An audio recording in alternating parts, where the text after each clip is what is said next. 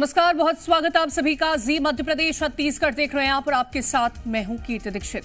वक्फ bill के खिलाफ देश भर में चल रही लड़ाई में अब मुगल वंशज में खुद कूद पड़े हैं।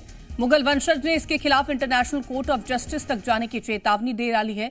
हालांकि देश भर में वक्फ बिल के खिलाफ मुस्लिम समाज के लोग प्रदर्शन कर रहे हैं, सड़कों पर उतरे हैं, बीजेपी और उसकी सहयोगी पार्टियों के खिलाफ नारेबाजी कर रहे हैं।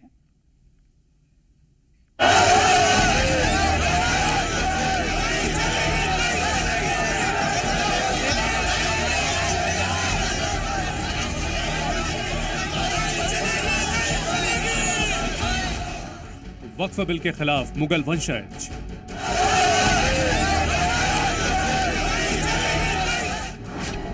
मुगलों के वंशज प्रिंस तुसी का बड़ा बयान।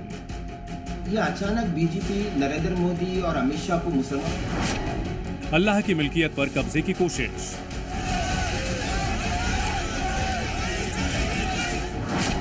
इंटरनेशनल कोर्ट ऑफ जस्टिस जाने की चेतावनी।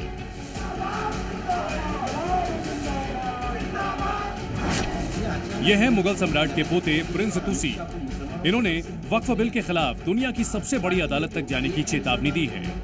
इस बार इंशाअल्लाह अल्लाह सबसे पहले अल्लाह हमारे साथ है और हिंदुस्तान के 20 करोड़ मुसलमान मेरे साथ हैं और इंशाअल्लाह ये लड़ाई अगर होगी तो इंटरनेशनल में जाएगी और दुनिया के तमाम मुसलमान वक्फ का जब मसला आएगा, वक्फ का कोई मालिक नहीं बन सकता, यूनाइटेड नेशन में भी गूंजेगी, इंटरनेशनल कोर्ट ऑफ लॉ। ये मेरा वादा है, तैमूर का वादा है। इतना ही नहीं, प्रिंस तुसी ने वक्फ बिल की मुखालफत करते हुए पीएम नरेंद्र मोदी और गृह मंत्री अमित शाह को चुनौती दी। ये अचानक बीजेपी नरेंद्र मोदी और अमित शाह को मुसलमानों से कब से मोहब्बत होने लगी है? आपकी पार्टी में तो एक भी मुसलमान नहीं है, एक माइनॉरिटी मिनिस्टर थे, उसको भी आपने निकाल दिया। और इस बार जो है आप अल्लाह की प्रॉपर्टियों के साथ, अल्लाह की मिल्कियत के साथ आपने जो है उस पर कब्जा करने की कोशिश की, उसके मालिक बनने की कोशिश कर रहे हैं। आपको कामयाबी नहीं मिलेगी। ये तैमूर का वादा है, तैमूर की जले जलाल की कसम है।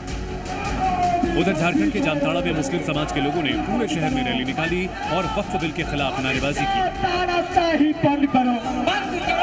इस दौरान प्रधानमंत्री नरेंद्र मोदी, अमित शाह और नीतीश कुमार के विरोध में नारेबाजी की। वापस लेना होगा।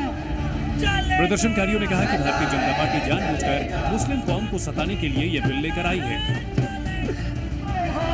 रैली की अगुवाई कर रहे नेताओं ने कहा कि उन पर जबरन कानून थोपा जा रहा है और अपनी जमीन किसी भी हाल में नहीं देंगे। वक्फ कानून के विरोध में सुप्रीम कोर्ट में कई अर्जी दाखिल कर इसे चुनौती दी गई है।